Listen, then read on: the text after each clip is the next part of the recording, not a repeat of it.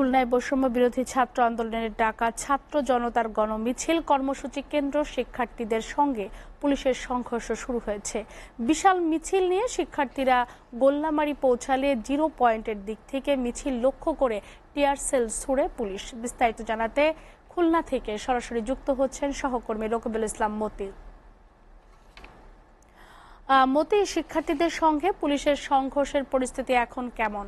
শিক্ষার্থী এবং পুলিশ এই যে দফায় দফায়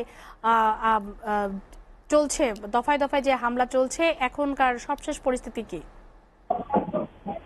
তো নিয়ে আমি আপনাকে জানিয়ে রাখি যে খুলনায় যে কেন্দ্র ঘোষিত যে কর্মসূচি ছিল সেটা খুলনার নিউ মার্কেট এলাকায় বাইতুল নূরের সামনে হওয়ার কথা ছিল, কিন্তু সেখানে পুলিশি বেষ্টনী থাকার কারণে ছাত্ররা প্রথমে সেখানে করার চেষ্টা করেছে, না পেরে তারা শিববাড়ি মোড় এলাকায় যেয়ে মোড় থেকে একত্রিত হয়ে তারা মিছিল শুরু করে আবার নিউ মার্কেট চত্বর এলাকায় আসেন।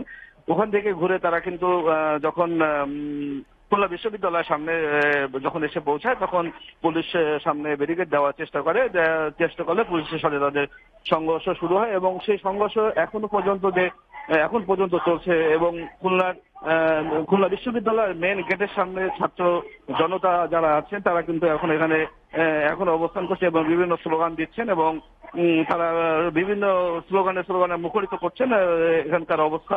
আর যদি বলা হয় পুলিশের বিভিন্ন বিক্ষিপ্ত হয়ে পুলিশকে কিন্তু ছাত্রদের সাথে দফায় দফায় সংঘর্ষে অনেকে আহত হয়েছে আমরা দেখতে পেরেছি। এখন পর্যন্ত ঠিক কতজন আহত হয়েছে এর সংখ্যা এখনো জানা যায়নি, তবে পুলিশের হরিণটানা যে খুলনার থানা রয়েছে সেই থানার ছাত্র জনতা তারা করে তাদের থানা পর্যন্ত তাদেরকে উঠে নিয়ে আসে এবং ওখানেও কিন্তু তাদের সাথে এক ধরনের সংঘর্ষ হয়। এখন জিরো পয়েন্ট, খুলনা বিশ্ববিদ্যালয় এবং গল্লামারি পর্যন্ত তিনটাই স্থানে কিন্তু ছাত্ররা তাদের নিয়ন্ত্রণে রেখেছে এবং পুলিশ এখন আপাতত নীরব অবস্থায় আছে।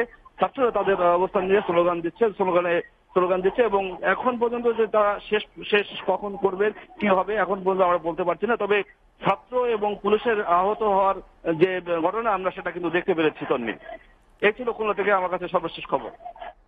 মতি, আপনাকে ধন্যবাদ।